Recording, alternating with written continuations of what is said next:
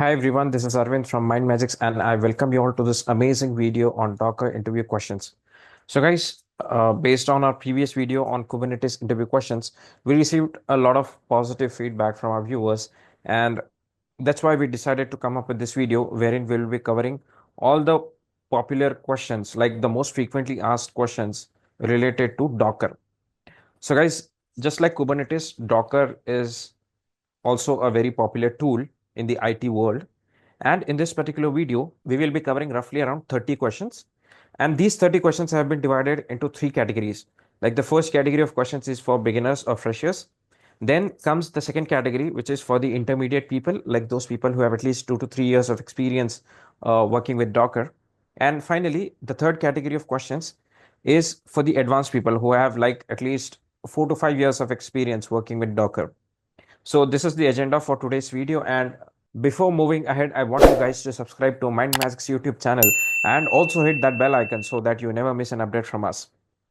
So without any further delay, let's get started with our first question. As told earlier, like these questions will be very basic and very beginner friendly questions. So the first question over here is, what is Docker? So guys, this is a very basic question and it is expected that you will be able to answer this question. Like in this particular question, you have to mention the definition of Docker. So over here, let's answer this question by saying that Docker is an open source platform.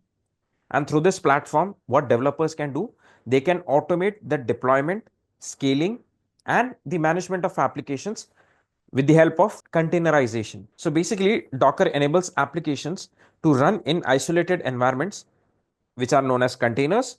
And this ensures that there is consistency across different computing environments. For example, if you develop an application on your local machine, then with the help of Docker, what you can do is you can ensure that the same application runs on the same way on another machine as well, whether be it development, testing, or production. I hope this clearly explains the definition of Docker and why at all Docker is used in the IT industry. The next question is, what are the key components of Docker? So guys, as you can see on the screen, these are the various components, or you can say the essential components of Docker. So these components are Docker client, Docker daemon or Docker D. Then you have Docker images, Docker containers, and Docker registry. So if you talk about Docker client, so this is nothing but a command line interface to interact with Docker. So anyways, guys, basically there are two ways to interact with a system or any particular application, or you can say any tool out there. So the first way is the GUI or the graphical user interface, and the second one is the CLI, which is the client or the command line interface. So basically Docker client over here is the CLI interface. Next, you have the Docker daemon or the Docker D. So basically, this is the background service that keeps on running on the host machine that manages the Docker objects, such as the images, the containers, the networks, and the volume. After that, you have Docker images. So what are Docker images? So basically, these are read-only templates that are used to create containers, and they are often built from a Dockerfile. So basically, you have the concept of Dockerfile in which you specify your requirements, and then once you build that Docker file, you get the Docker image. Next, what is the key component? The next one, which is called Docker container. So the runnable instance of Docker image, like once you create a Docker image, and when you run that image, then you get the Docker container, and this container contains everything that is needed to run an application. And last but not the least, you have the Docker registry. So this is basically a repository for storing and distributing Docker images, and this is also known as the Docker Hub. So guys, the next question over here is, like this question is based on the previous question. So the next question says, what is a Docker Hub? So Docker Hub is a cloud-based registry service that allows you to link to code repositories and build your images and also test them. Apart from this, what you can do is you can also store manually pushed images and link them to the Docker cloud so that you can deploy images to your hosts.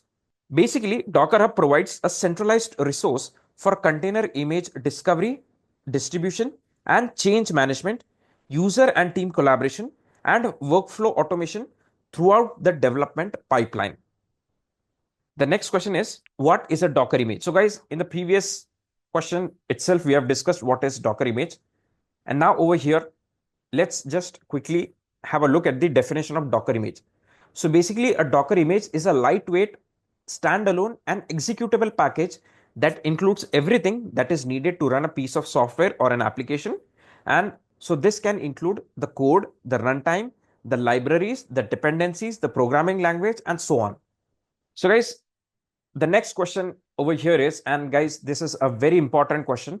Like if you correctly answer this question, so the interviewer will understand that you have depth in your knowledge. So the question says, how is a Docker container different from a virtual machine? So guys, prior to Docker containers, like prior to this technology, we had the concept of virtual machines. So now over here, the question wants to know the difference between the Docker container and a virtual machine. So guys, in the actual interview also, if you're asked such kind of question, like what is the difference between so and so?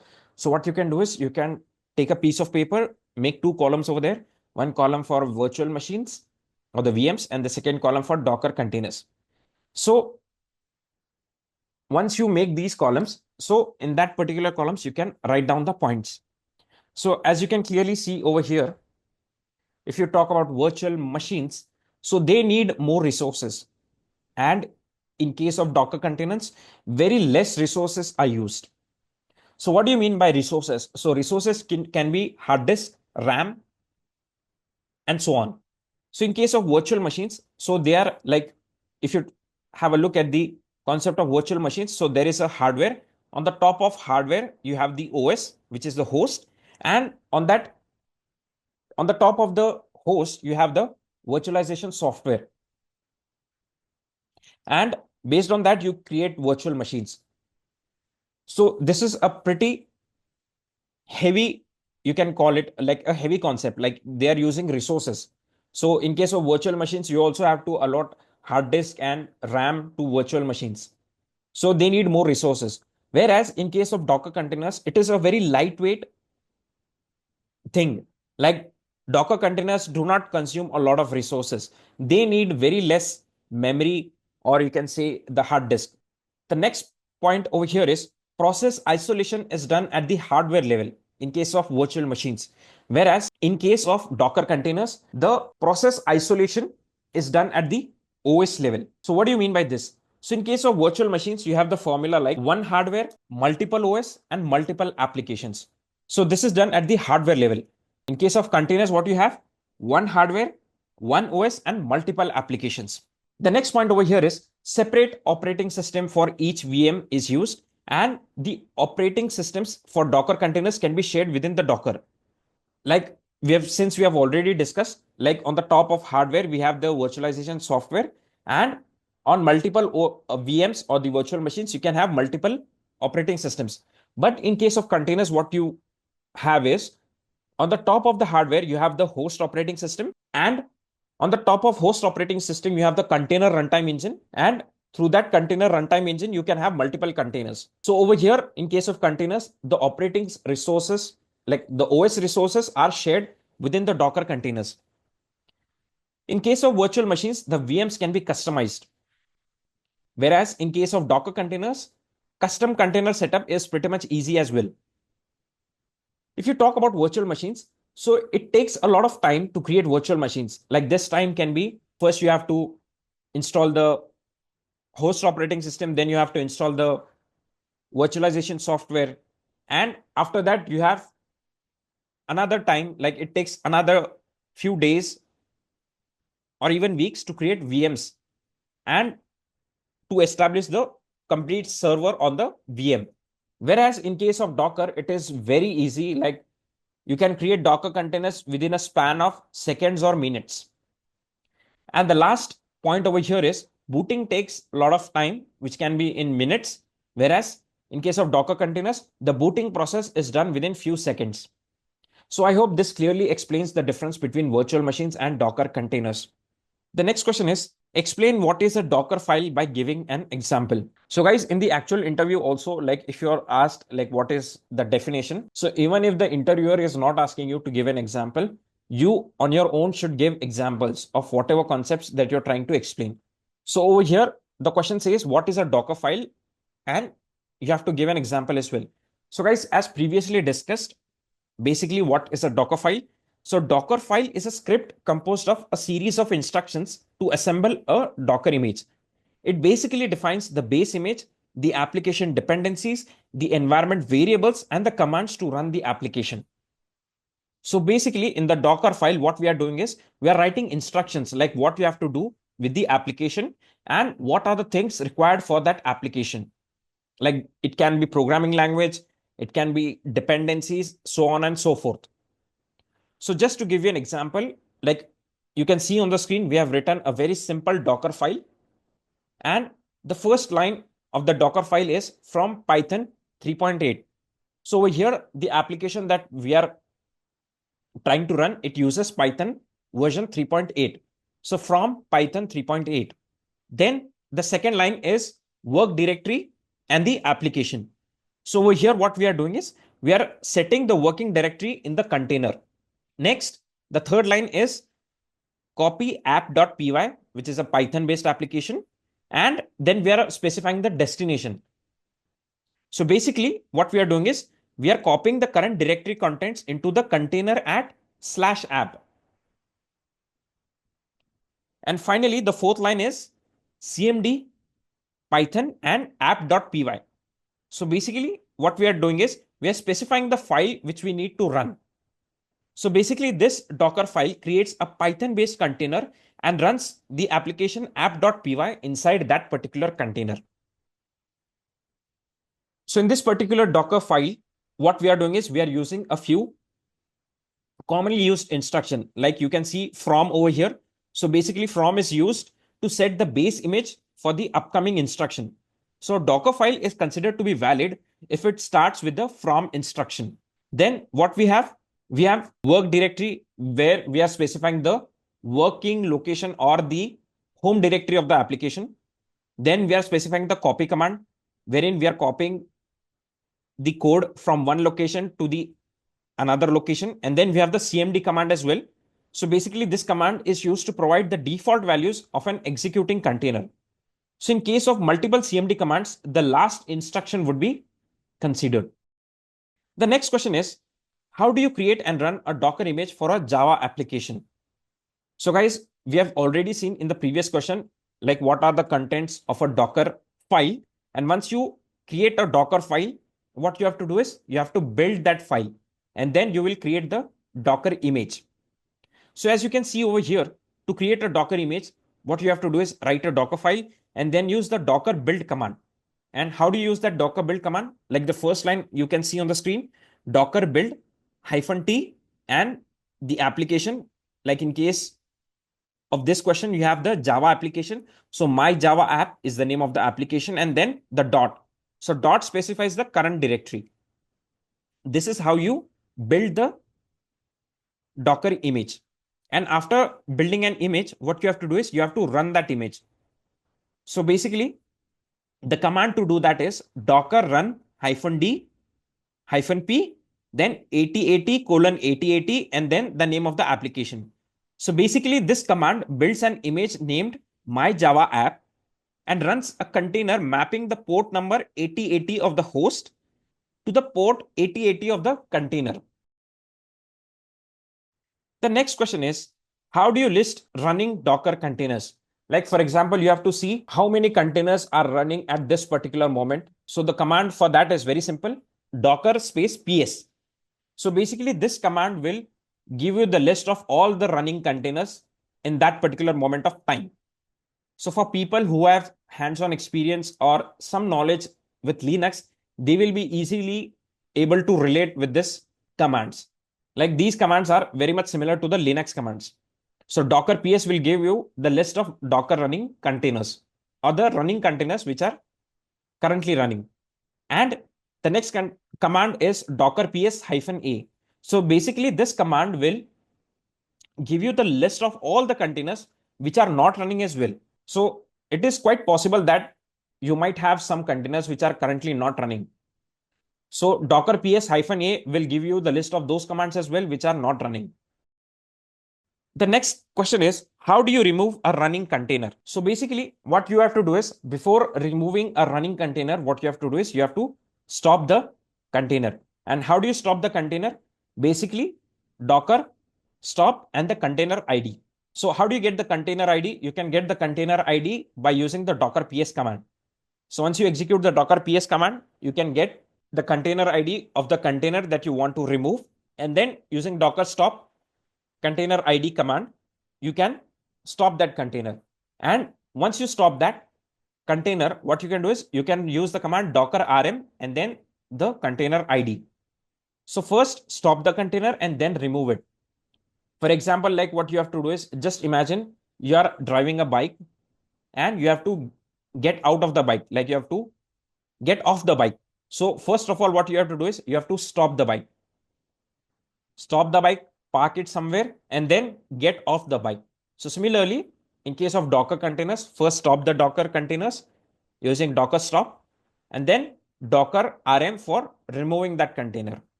The next question is, what is Docker Compose and how is it useful for software developers? So basically, Docker Compose is a tool for defining and running multi-container Docker applications. So basically, it uses a YAML file to configure the application's services, networks, and volumes.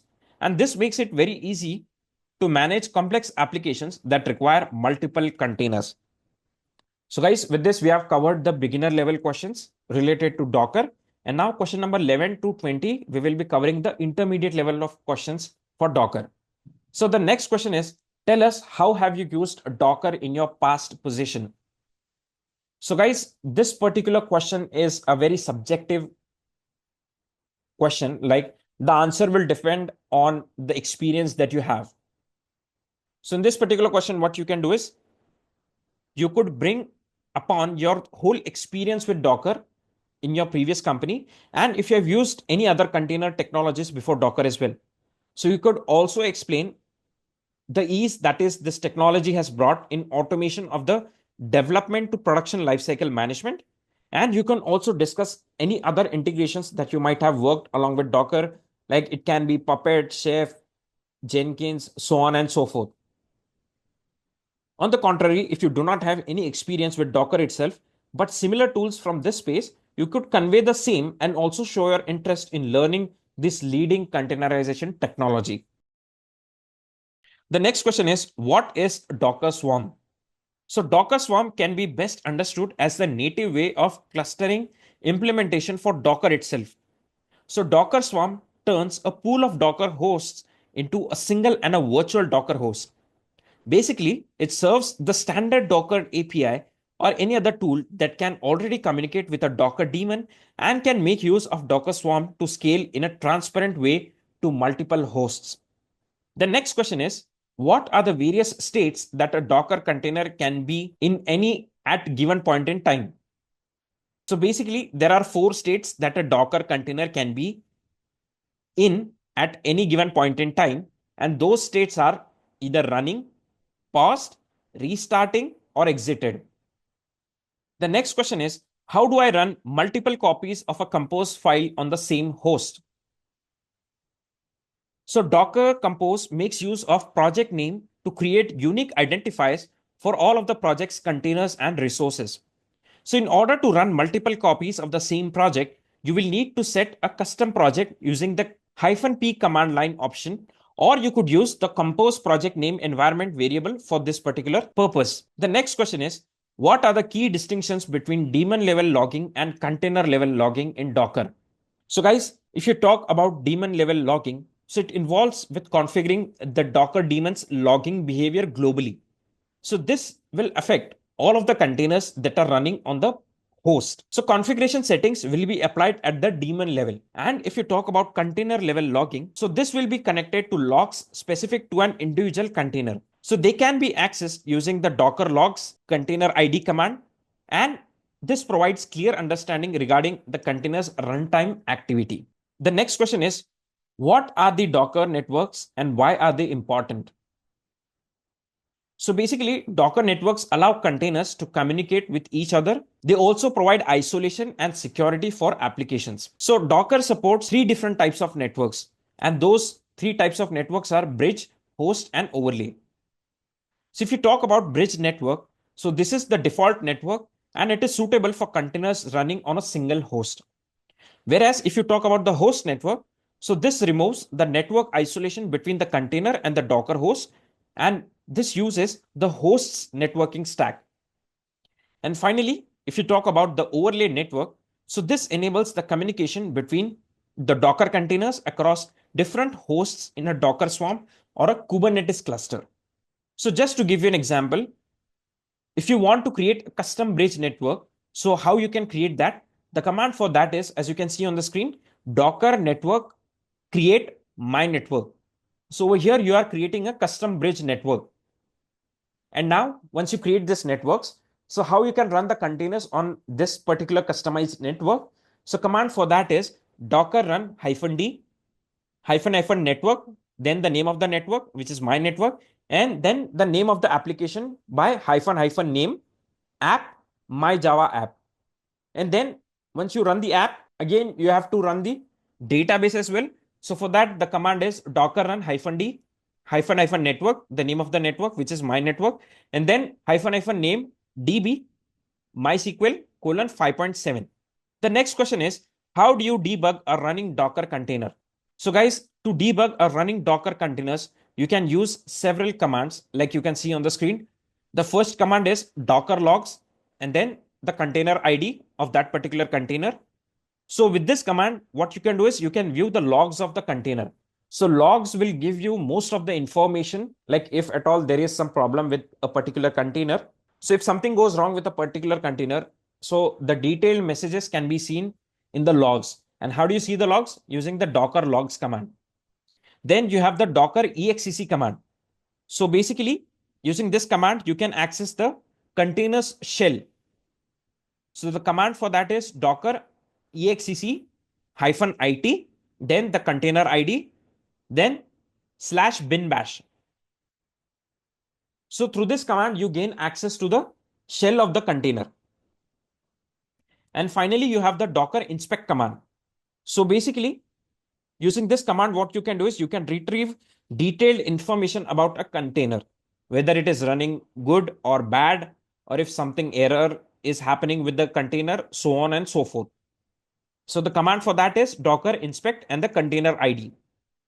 So just highlighting the previous commands, if you have to view the container logs for a Python application, so Docker logs, my Python app, this is the name of the application or the container which runs this particular application. And then if you have to access the container shell, Docker exec -it, then the name of the application and /bin bash, and inspect the container details, Docker inspect my Python app. The next question is, how do you share a Docker image with others? So guys, we have seen in the previous question, there is a central repository through which you can get the images, which is the Docker Hub. So to share the Docker image, what you have to do is you have to push it to a Docker registry, which is also known as the Docker Hub. So now what are the steps required to do this? The first step is tag the image. So now to tag the image, what you can do is there is a command called Docker tag, the name of the container, my Python app, username, my Python app, latest. So latest is the tag, or you can also specify the version over here. Then after tagging the image, what you're doing is you are pushing the image. So the command to do that is Docker push username, then the name of the app and the tag. So you are pushing this image. And in the third step, what you have to do is other people with whom you are collaborating or the other people from your team, they can pull the image using a command called Docker pull username, the name of the application or the container, and then the tag. The next question is, what is the difference between Docker volumes and bind mounts? So basically, Docker volumes are managed by Docker and they are stored in a location controlled by Docker and preferred for persisting data. Whereas if you talk about bind mounts, so they directly map a directory or a file from the host file system to the container, providing the direct access to the host's file. The next question is, Can you tell me something about a Docker namespace? So basically, a namespace is a Unix or a Linux feature that ensures that the OS resources partition in a mutually exclusive manner. So this forms the core concept behind containerization, as the namespaces introduce a layer of isolation amongst the containers. So basically in Docker, the namespaces ensure that the containers are portable and they don't affect the underlying host. So example for namespaces types that are currently being supported by Docker are PID, mount, user, network, IPC, and so on. So guys, with this, we have covered the intermediate level questions related to Docker. And now question number 21 to 30, we will be covering the advanced level of questions for Docker. So the next question over here is, what is Docker Swarm and how does it differ from Kubernetes? So guys, we have already seen the definition of what is Docker Swarm. So basically Docker Swarm is a container management technology and it is pretty much similar to Kubernetes as well. So Kubernetes also does the same job. So Docker Swarm is basically Docker's native clustering and orchestration tool that enables the deployment and the management of a swarm of Docker engines in a distributed environment. So basically, if you have multiple Docker containers, like thousands and lakhs and even millions of containers, so to manage that, you need a separate technology, like it is known as the orchestration tool. So that particular tool is Docker Swarm. So why do we use Docker Swarm? Basically, it provides us with features such as scaling, load balancing, and service discovery. So Kubernetes is another very popular container orchestration tool. And now over here, we have to discuss what are the differences between Docker Swarm and Kubernetes. So if you talk about complexity, so Docker Swarm is pretty much easier to set up and use, while Kubernetes offers most advanced features and flexibility. If you talk about scaling, so in terms of scaling as well, Kubernetes is much better than Docker Swarm because it provides more robust and automatic scaling options. And if you talk about the ecosystem or the community, so basically Kubernetes has a larger ecosystem and community support with more integrations and tools. So clearly over here, Kubernetes outshines Docker Swarm, and Kubernetes is very much popular than Docker Swarm in the IT world. The next question is, how can you secure Docker containers? So guys, this is another very important question. Like over here, the interviewer wants to know, like this is an advanced question, like you have 4 to 5 years of experience with Docker.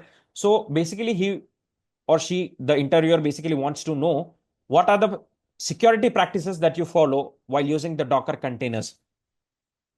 So basically to secure the Docker containers, there are a few best practices that you must follow. Like basically what you can do is you can use official and trusted images. Like you have to use images from authentic sources as only. Do not go on any random or any third party website to get the Docker images. You should use Docker images only from trusted and official resources. Apart from that, what you can do is you can regularly scan images for vulnerabilities, and you have to run the Docker containers with least privileges. Like, you do not have to give root access to the containers. Always use containers with non-root users or non-root privileges. After that, you have to limit the container capabilities using the seccomp or AppArmor profiles. Another best practice could be using Docker secrets to manage sensitive information. Like if there is any sensitive information related to that application or the container that you're using. So to protect that, what you can do is you can use Docker secrets. And last but not the least, what you can do is you can monitor the container activity and apply network security policies wherever possible. The next question is, what factors determine the maximum number of containers that you can run on the host for a microservices application? So the maximum number of containers a host can support basically depends on the available resources like the RAM and the CPU that you have. So let's say with a 32 GB of RAM and assuming that each container utilizes 512 MB efficiently, you could potentially run nearly 64 containers. However, cautious allocation and monitoring tools and the container orchestrations are essential factors for optimal resource utilization and scalability. The next question is, explain the container orchestration and why we need to use it. So guys, we have already seen what are the container orchestration tool like Docker Swarm and Kubernetes. Basically in this question, we want to understand the reasons behind using container orchestration tools. So basically, container orchestration enables the management of containers running in a dynamic and large environment. So there are a few tasks that can be controlled and automated by the help of container orchestration tools. Now, which are those tasks? So those tasks could be load balancing. So what do you mean by load balancing? Load balancing means what? Distributing traffic among multiple containers or among multiple servers. Then scaling of containers. Scaling means what? Increasing and decreasing the containers as and when required. Next, resource allocation between containers. So let's say there is a cluster of containers that we have, and to efficiently utilize the resources among different containers, we need container orchestration tools. After that, another reason could be provisioning and container deployment. So provide a container as and when required and remove the container when it is not required. So provisioning and deployment. Then monitoring the health of the hosts and the container. So why do we need to monitor the health of the host and the containers? So in case of host, we need to monitor if the resource utilization is optimal or not, whether the resources of the hosts are being utilized unnecessarily, and in case of containers, whether containers are running smooth or not. And last but not the least, moving containers from one host to another if the host is not available or if it is lacking resources. So these are the reasons why we need container orchestration tools. The next question is, how do you debug the issues in a Docker container? So guys, in this particular question, the interviewer wants to know, like, while working with Docker, like you have at least 4 to 5 years of experience with Docker, what are the common issues that you have faced while using a Docker? So debugging techniques will provide a comprehensive approach for troubleshooting and to resolve the issues within Docker containers. So depending on the nature of the problem, so there are a few commands that you can use to understand the details of the container behavior. So first of all, you have the container logs. So by running the command docker logs container ID, you can view the standard output and the error logs. So as I've told you earlier, if there is anything wrong with the container, that information can be easily seen in the logs. So logs will clearly highlight the errors in that particular container. The next command over here is to interact with the shell of the container. So basically, to interact with the shell of the container, the command is docker exec then the container ID /bin bash. So we have seen this command previously, and with this command, we have to interact with the shell of the container. So basically, this helps in accessing the shell inside the container for detailing. And the next command is, and this also we have seen previously, inspecting the container details. The command for that is docker inspect container ID. So this command helps in retrieving the detailed information about the container. Then you have the process listing. So basically, process listing provides the list of processes inside the container. And the command for that is docker exec -it container ID and ps space aux. Then you have the network troubleshooting as well. So here you have to check the network connectivity of the container through the host name. And the command for that is docker exec -it container ID ping host name. So if you are pinging well to your host, it means everything is fine. Like the container and the host are in communication. And last but not the least, the resource utilization. So basically, this helps in monitoring the CPU and the memory usage of the container. So the command for that is docker stats and the container ID. The next question is, are you aware of load balancing across containers and hosts? If yes, how does it work? So basically, load balancing across the containers and hosts is critical for distributing traffic efficiently in the containerized environment. So container orchestration tools like Kubernetes or Docker Swarm employs load balancer to evenly distribute the requests among the container instances or nodes. So this will enhance the scalability, fault tolerance, and resource utilization by directing the traffic to healthy containers or hosts. The load balancing plays a crucial role in maintaining the stability and the optimization on overall system performance in both the dynamic and the scalable containerized applications. The next question is, how will you monitor Docker in production? For monitoring the Docker in production environment, what we do is we generally utilize tools like Docker Stats, Advisor, and Prometheus for real-time insights retrieving for container performance. So we can also implement centralized logging with solutions such as ELK Stack or Splunk to track the container logs that are used very commonly. Additionally, you can also consider using container orchestration tools like Kubernetes or Docker Swarm, which offer better built-in monitoring and scaling capabilities. The next question is, how do you perform live migration of Docker containers between hosts? So for performing a live migration of Docker containers between hosts can be achieved through using container orchestration tools like Docker Swarm or Kubernetes. So these tools will manage the seamless containers movement across different hosts and ensuring minimal downtime. So through utilizing the features such as Swarm's Docker service update or Kubernetes kubectl drain and kubectl uncordon commands, you can initiate the live migrations by allowing the containers to be moved to different hosts while maintaining the availability of the application. The next question is, how do you share data between containers in Docker? So in Docker, you can share the data between the containers on using volumes or by utilizing the volumes from option. So volumes will provide a persistent and shared storage mechanism, thereby allowing the data to be accessed and modified by multiple containers. Whereas if you talk about the volumes from option, so it allows the container to access the volumes of another container. So this provides the seamless data sharing and collaboration between the containers through facilitating the communication and coordination in complex multi-container setups. The next question is how to use Docker for multiple application environments. So the Docker Compose feature of Docker can be very helpful in this particular scenario. So basically, Docker Compose enables us to set up multiple services, networks, and containers in a clean manner along with volume mappings, and then we can simply run the Docker Compose up command. In case of multiple environments like development, staging, user acceptance testing, or production, we would need to specify the server specific dependencies and processes for running that particular application. So in this case, we can create environment specific Docker Compose files with the name dockercompose.environment.yml, and based on that environment, we can set up and run the application. So guys, with this, we have come to the end of this session on Docker interview questions. I hope you guys have enjoyed this session.